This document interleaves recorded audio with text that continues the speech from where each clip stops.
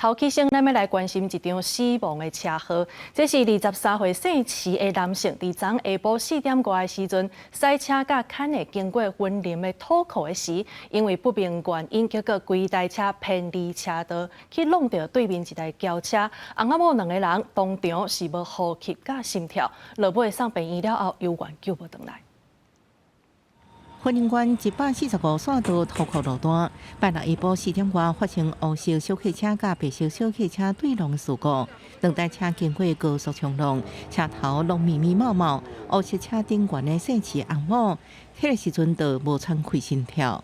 2名患者都没有呼吸心跳，我们使用有压迫器材协助那个该辆自小车祸车的患者协助脱困。姓池翁某经过送医抢救，医院宣告不治。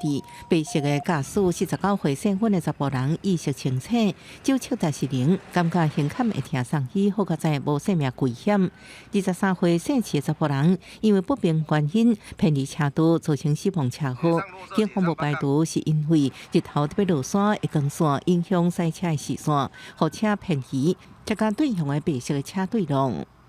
呼吁用路人驾驶各类车辆应注意道路人车状况，并在出门前注意身体状况，妥善休息再上路。被撞的白车驾驶酒测达是0，警方会调行车记录器来调查清楚出代志的原因。记者综合报道。